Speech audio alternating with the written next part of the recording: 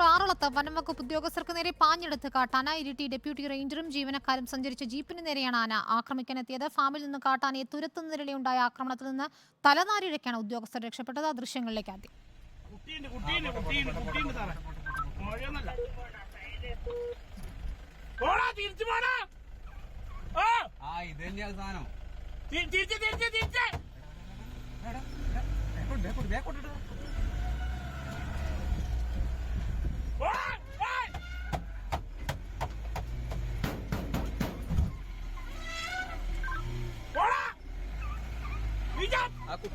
കുട്ടീനെ നോക്കുന്ന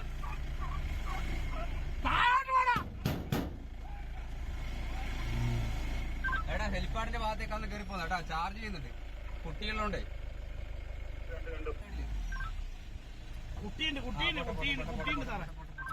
അർജുൻ കല്യാട് നൽകും വിവരങ്ങൾ. അർജുൻ, തലനാരിഴയ്ക്കാണ് ഉദ്യോഗസ്ഥർ രക്ഷപ്പെട്ടത്. എന്താണ് സംഭവിച്ചത്? യഥാർത്ഥത്തിൽ കാട്ടാന ഇറങ്ങുന്ന ഒരു പ്രദേശമാണല്ലോ ആറളം.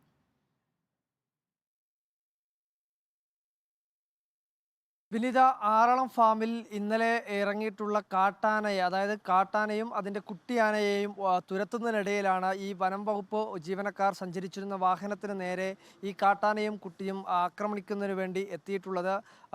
ഈ ഇരിട്ടി ഡെപ്യൂട്ടി റേഞ്ചർ കെ ജിജിലും beat forest officer Amal, driver Abhijith എന്നിവരായിരുന്നു ഈ വാഹനത്തിനകത്ത് ഉണ്ടായിരുന്നത്.